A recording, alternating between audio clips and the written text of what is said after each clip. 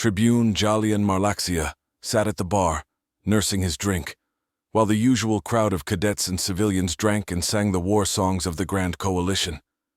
He'd been a soldier in the Grand Coalition armies for almost 70 galactic years. He'd risen from the lowest rank to commanding a Kexarch of 100,000 troops. For his loyal service, he was promoted to Tribune and given the option to retire or his pick of assignments. The service was all he knew, so he took the offer to teach at the academy. He drank alone most of the time. Most cadets were too intimidated to talk to him outside class. His rank, experiences, or sheer size kept most cadets from speaking to him when he was off duty. Unlike most of the academy instructors, he was one of those mythical beings, a combat veteran of many wars. Most instructors had combat experience, but usually just one or two conflicts. As part of his interview with the academy commandant, his service record was reviewed. He was surprised by some of the details in it. After 70 years of combat service, it all blurred together. He'd fought in 22 wars, 642 major engagements, numerous skirmishes, and more than a few barroom brawls. He shrugged at the last one. He came up through the ranks and became an officer by battlefield commission. He wasn't an officer and an aristocrat, like most of the cadets he taught. He was almost 3 meters tall and massively muscled, like all soldiers from Tralaxia. Numerous scars crisscrossed his entire body, especially his forearms and the curled horns on his head. So he was surprised when a cadet from the newest class approached him, pushed by his friends, of course. Tribune Marlaxia, the young Kitaran stuttered. Yes, cadet, he replied while trying to remember its name. Cadet Sen, sir. The young cadet answered. Yes. What can I do for you, cadet? Jalian inquired. He tried to keep from smiling at how scared the Kitaran looked. Ears flat, tail tucked between his legs, and barely able to look up at him. Sir, if it's okay, the cadet asked, trying to overcome his nervousness. We were talking about who were the best soldiers in the coalition military. Is that all? Jalian chuckled. And how do you mean the best? The best fighters? The bravest warriors? The strongest soldiers? The canniest troopers? Or the most reliable to get the job done? The cadet looked to his friends for help, but none was given. I don't know, sir. His voice barely audible. Jalian smiled and decided to take pity on the young Kitaran. He took a pull from his drink and signaled the bartender for another. As she slid the drink to him, she shared that amused look she always had when he was going to tell a tale. After another pull at his fresh drink, he put it down and turned around on his stool. You asked about the best soldiers in our military, but I will instead tell you of my experience with the best soldiers that I've ever fought beside. The rest of the bar's patrons quieted down as they realized they might get to hear him share some of his past experiences. They weren't part of our military, but one of the few allies willing to step up when the Razith invaded our space. Jalian's eyes stared at nothing as he tried to remember how long ago it was. About 30 cycles ago it was. They'd sent a large force against a small colony world, Raza 6, taking another pull from his drink before continuing. I was just a Chiliad then, commanding a millinarch of heavy infantry. The entire Tetachar had been sent to evacuate the civilians before the Razith arrived. At the time, most of us thought sending 10,000 soldiers to evacuate 6,000 civilians was overkill. He shook his head before continuing. But we hadn't met the Razith in combat before. Jalian looked around the room before continuing. Cadets learn about the Razith in their 3rd year, so for the younger cadets and the civilians in the room, I better explain who the Razith were. The Razith were a species that originated from the fringe of the Zenectic sector, out on the galactic rim. That area had never been explored, being so far out. It was later found to have contained several sapient species, all conquered by the Razith. What did they look like? One of the cadets piped up. Jalian turned to look at the cadet. They were big, only slightly shorter than me. Their lower body was sinuous and having no legs, they moved by lateral undulation. Their dorsal side was covered in short spikes that ended in a stinger that could inject paralytic venom in some species. They had 2 arms that ended in a 6-digit manus with retractable claws, and another pair of appendages that could function as arms for grasping or be used to increase their speed when moving. They had 2 sets of eyes, one for normal light and the other for low light. They had a wide maw with rows of sharp fangs for ripping apart flesh and meat. Their whole body was covered in tough scales that sometimes deflect laser and plasma bolts. If you didn't hit them square on. Draining his mug, Jalian continued, "To them, other sapients were either food or slaves." He looked around to see the entire bar focused on him. A delegation sent to make contact after they attacked a small outpost. Found that out the hard way. Only one of the group was allowed to live to deliver a single message: surrender or die.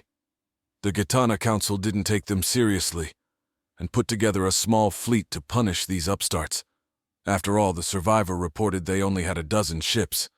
None came back. Jalian drained the rest of his drink and set the mug on the bar. A recon ship that had been sent out returned with word that the Razith fleet was far larger than reported. Hundreds of capital ships, thousands of escorts, and what we assumed were troop ships. With our fleet scattered across coalition territory, we needed to buy time for them to join the Grand Fleet. So dozens of squadrons were sent to evacuate all colonies and stations directly in the enemy's path, Jalian said, his eyes staring at nothing as he spoke. We didn't know the Razith had also sent out their groups of raiders to seize any supplies they could, and in their case, the colonists were just another source of food. Jalian began to reach for his mug, remembering it was empty just before grasping it, so he was pleasantly surprised to find it full again. So our small fleet reached Raza 6 and took orbit above the main settlement. A message had been sent for the colony to gather all their people in the main settlement and be evacuated from there. With none of our ships capable of atmospheric maneuvering, we were reduced to using shuttles and other smaller craft to load the colonists and their belongings. It would take some time to lift 6,000 colonists, their animals, and a few belongings to the ships in orbit. Jalian gave a small chuckle as he remembered the argument between the fleet commander and the Tetarch over the colonists' animals. He'd finally convinced the fleet commander that they were here to rescue the colonists and deny the Razith of supplies. Being carnivorous, the colonists' animals were a food supply for them and couldn't be left behind. He also pointed out that simply destroying them to the point of being inedible would take too long, agitate the colonists, and significantly slow down the evac time more than just taking the animals would. One of the older cadets spoke up. "Sir, are you okay?" Bringing Jalian back to the present. "I apologize. I was lost in a memory. Now where was I?" He thought out loud.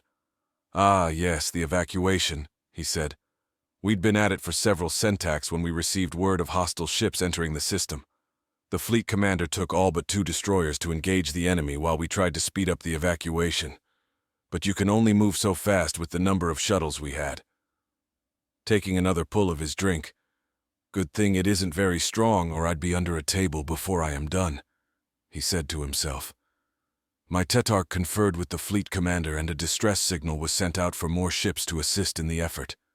He was also informed of several ships heading for the planet's surface, most likely ground troops. The area around the settlement wasn't very defensible, so we moved the LZ to a nearby plateau and moved the rest of the colonists that way. The colonists would often take their livestock to graze on the top of the plateau, so there was a well-worn path. And even better, some of the livestock naturally began to climb the trail to their grazing spot. The path up was mostly rock and dirt with some vegetation here and there. He continued. It leveled off into 3 different benches as you ascended. This allowed a brief rest for some of the slower colonists. The plateau was bulbous where the pathway exited on it. Sheer cliffs along nearly all sides provided added protection, and the land narrowed to a bluff over the river, far below. A wide spot at the farthest end of the bluff was just big enough for an LZ. His hands helped show what he meant. The Tetarch began breaking off Millenarch at the base, and at each bench to hold off the Razith. Julian recalled. Each level could be supported from the defensive line above, and with either side of that steep slope being a sheer cliff face, it looked like a tough weonade to crack. After deploying 5 Millenarch along the trail, from the bottom, over 3 benches and a line on top, that left 5 others to assist in the evac and build backup defensive lines. My Millenarch was to hold the second bench, he explained. Alien was starting to enjoy sharing this with the crowd. He didn't talk about it often, but oh, did he dream about it. The nightmares weren't as frequent now, but every so often they'd plague his sleep. The sights, sounds, and smells of that desperate fight. The screams of the wounded and dying, feeling the battle slip out of his control. We got word from the fleet commander that his battle was going well, but neither side had an edge, Jolyon said. We also got some intel back from AI-controlled recon craft about the multiple formations of the enemy sacking and burning anything they came across and all heading our way. His throat getting dry, he took a drink from his mug and then continued. We had our first contact with the Razith not long after that report. There were less than a millinarch of them. We opened up as soon as they came into range and got the nasty surprise of finding out that their scales gave them some defense against laser and plasma fire.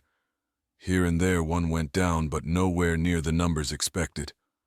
His eyes took on a haunted look. We hadn't even eliminated a quarter of them before they hit the first line of defense and rolled right over it. A favorite tactic was to grab one of our troopers with the lower set of appendages on the torso, entangle them, and then either bite into them, sting them with their tail, or simply rip them apart. I'd never seen such savagery, at least by that time of my life. By the time we drove them back, over half the first millinarch were dead, dying, or seriously wounded. They'd also dragged a few poor bastards back with them, and we could hear their agonizing screams. The Tetarch sent some of the troopers from the plateau to remove the wounded and dying. The dead were piled up and incinerated with thermocharges. Taking another drink, he continued. Normally we would try to give the appropriate fallen funerary services, but we didn't have the time and we knew what happened to our dead. He also sent more troops to reinforce the first line. Jolyon paused before adding, It wasn't enough. We barely managed to fend off 2 more attacks and had to abandon the first line of defense. Jolyon said, And even more worrying, were more and more Razith arriving on the field. It was becoming obvious that we couldn't hold them off forever. Evacuation was only about halfway done, and we'd already lost over a millinarch of dead and wounded. Word also trickled down from above that Razith reinforcements had arrived to bolster their fleet. Jalyon's eyes stared at the wall behind the cadets before he continued. It wasn't going well for ships now, with 2 destroyed and 1 disabled. The Razith reinforcements also forced our transport ships to break orbit and flee from a pair of warships that approached them. Once again, Jalyon's mind wandered as he remembered the hopelessness that engulfed those still on the ground. He shook off his thoughts and continued. The next assault nearly destroyed what morale we had left. We found out the damn things could climb the rock walls. They were hitting us on every level and atop the plateau.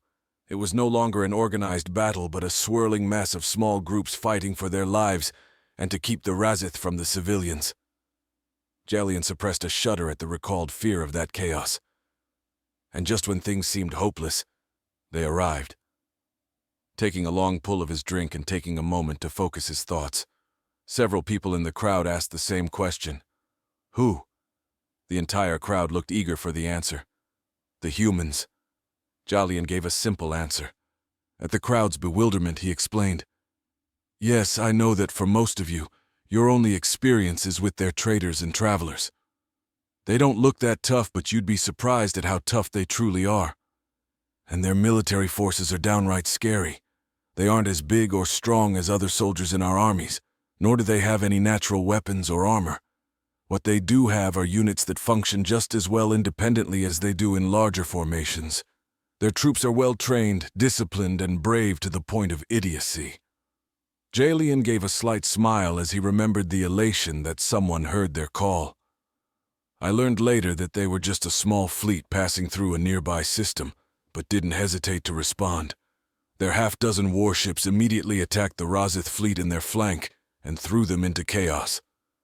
Their largest supply ship could land and take off from a planetary surface and had plenty of room to take the rest of us off the planet in one shot. But the plateau wasn't big enough to land on. But they solved the problem with human efficiency. Jolyon continued. They set down on a nearby ridge and used the shuttles to ferry people and animals over to it. It was a far quicker process than going back and forth between a ship in orbit. But I am getting ahead of myself. We were on the verge of being overrun when a noise I'd never heard before came from above and behind me. Humans in black body armor and firing projectile weapons were advancing down the path and firing into the mass of Razith fighters. And their weapons were far more effective than our energy-based weapons. They fired explosive-tipped projectiles that exploded on contact. This reduced the chance of a deflection to almost zero. Their shots just punched through Razith's scales like they weren't there. Jalian looked around the bar, seeing the crowd hung on his every word. With their help, we managed to not only repulse the Razith from the path and plateau, but also their dropships chased them back to the settlement. Jalian drained his mug again before continuing. I'd never seen a human up close before. They were bipedal and had a single pair of arms. After their leader removed her helmet, I also saw they had 2 eyes on the front of their face and 2 ears on the side of their head. Directly below and between their eyes was a single proboscis and a single mouth with small teeth. Most of them had some form of fur-like tufts on their head. The human commander came up to me, evidently familiar with our rank badges, and greeted me. I was effusive in my reply because they'd just saved our asses. Forgive me if I don't recall our exact conversation, but it has been a long time since that day. Jalian tried to recall as much of the convo as he could. She'd introduced herself as Captain Mendez of the United Terran Marines, and they thought they'd drop in to give a hand with these fucking Jabbas. One of the cadets asked, "What's a Jabba?" It was an insulting nickname for the Razith when I asked about it. She just called it a classical reference. They officially called them Gorgons. It refers to a creature from their ancient mythologies. Something to keep in mind.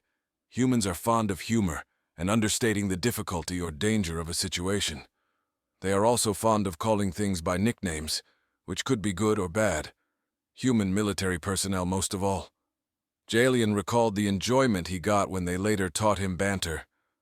If a human likes you, they like to joke around with you. That is usually a good thing. But I found very few things scarier than when a human is deadly serious. Jalian paused before continuing. When they get like that, some serious violence is about to happen. They always fight hard, but often in a more clinical fashion like we do. But when a human soldier gets that serious, they will fight with a frightening level of ferocity.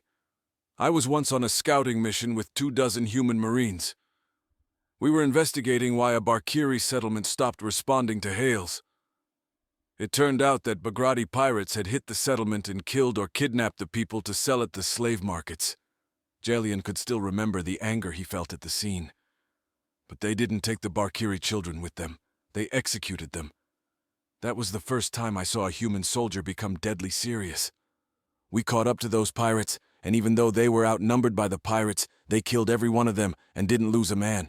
And they didn't just kill them, they beat many of them to death with weapons, tools, furniture, or just using their closed manus and boots. I saw one even use a Bagrati's arm to beat the pirate to death. This will be relevant later, I promise. As I was saying, the Marine captain introduced herself, and we began exchanging tactical information.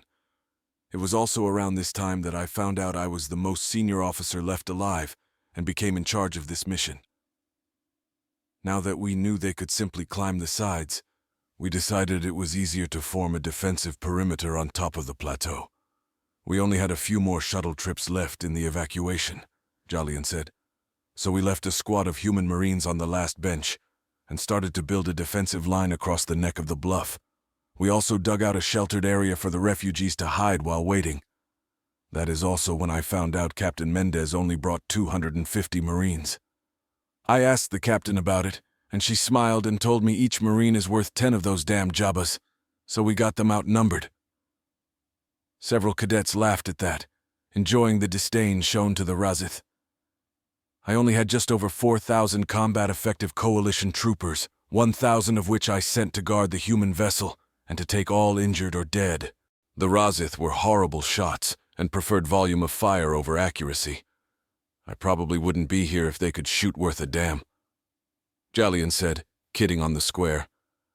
I placed half a Millenarch with the refugees and spread some pickets along the edge of the plateau. Meanwhile, the humans took position on the front line with a pair of rapid-fire railguns. We'd got the front line trenches and secondary breastworks dug when the squad of Marines came jogging back and said they were coming. Jalian took a pull at his nearly empty mug before continuing. I pulled in the pickets and we got ready to fight. The first wave came up on the trail, and as they burst onto the top, those rapid-fire railguns ripped them apart. Razith body parts were flying everywhere, and in no time, they'd swept the plateau clean of Razith soldiers. But we got word many more were heading our way. They attacked from the trail and by climbing the sides of the cliffs. 10 times they came, and 10 times we threw them back. The memory of the desperation came roaring back to him. The last time they got into the trenches where vicious melee combat broke out. The humans pointed out a weak spot under their chin that weapons fire or even knives could penetrate with ease. With this knowledge, we gave better than we got, as an old human saying goes. But the cost had been heavy. More than half of my remaining troops were down, fortunately, more wounded than dead. Jalian said, and despite their much stronger armor, less than 100 Marines were still able to fight. But a bigger problem was all but 2 shuttles were still flying. The Razith shot down 2 and damaged 5 others heavily enough to pull them from duty. At least we finished evacuating the last of the refugees and their animals. Now we were ferrying over our dead and wounded. The Razith came again and we barely drove them back. Jalian paused before continuing. It was at that point we abandoned the trenches and moved everyone that was left to the second line. Unfortunately, the rapid-fire railguns were out of action. There were only 60 Marines and just over 1,000 coalition troops in the defensive lines. Jalian looked out to his audience and saw they were intently focused on his tail. I took about half my troopers and built one last fallback position, just before the bluff opened up to the LZ. After that, there was nowhere to go. Each successive attack chipped away at our shrinking defense force. A steady stream of wounded flowed to the LZ. But finally, the last of us would be evacuated on the next 2 shuttles. And that was when tragedy struck. During a lull, the surviving troops fell back, and the Marines manned that last line of defense. I protested, but the human captain pointed out that their much heavier armor would allow them to retreat under fire better. With a look of great sadness on his face, Jalian continued. Word came from above that a large number of Razith ships were inbound, and the surviving coalition ships and human ships were forced to scoop up all their escape pods and what survivors they could get to on the wrecked ships and fall back to the ships stationed above us. We'd have time for the last 2 shuttles to make a run and pick us all up, and then we'd have to lift off immediately. There was a very small window of time before the fleet could jump, and the Razith reinforcements were in range. The first shuttle landed, and I got the last of my Hail troopers, and the last of the human and coalition dead and wounded. We lifted off to allow the other shuttle to land, but Razith's fire hit it and turned it into a brilliant fireball crashing into the valley floor below. 32 Marines, including Captain Mendez, were still on the bluff below. They'd fallen back to the LZ with the Razith not far behind. I rushed to the cockpit to tell the pilot to go back for them, but he told me they were too heavily loaded. I suggested abandoning the dead to make room. He agreed, and I called the captain to be ready for pickup, but she said there was no time. She ordered the pilot to return to their ship and dock. She then called the freighter and told them to lift off as soon as we docked. I protested, but the pilot replied he had to follow her orders, Jalian said. I was still in the cockpit when she called the human fleet commander and said those 3 words I will never forget. Drop Thor's hammer. The human fleet commander made her repeat the order, and I could hear the sadness in his voice as he gave an affirmative to her reply. The captain simply replied, OORAH. Jalian drained his drink before continuing, and then I heard my pilot and what sounded like every human with a radio return the phrase. Our pilot mumbled something about Valhalla and practically crash-landed us in the freighter hangar. We hadn't even dropped the ramps before I heard the doors clang shut and felt the engines roar as we lifted off. I asked the pilot what the phrase "drop Thor's hammer" meant, and he just turned on a monitor hooked into the fleet feed from a recon drone. The Marines were surrounded by the Razith and fighting hard with most of them down. Jalian sighed. It was then I saw a streak of light race down and hit the LZ. It turned into a massive fireball, and then a massive plume of smoke and debris rose from it into a hurricane fruit-shaped cloud. I looked at both pilots and saw tears on their faces. One of them explained to me that drop Thor's hammer meant to drop a nuke on their position. I asked why she did it, and the pilot replied, so we wouldn't try and risk the fleet by returning for them.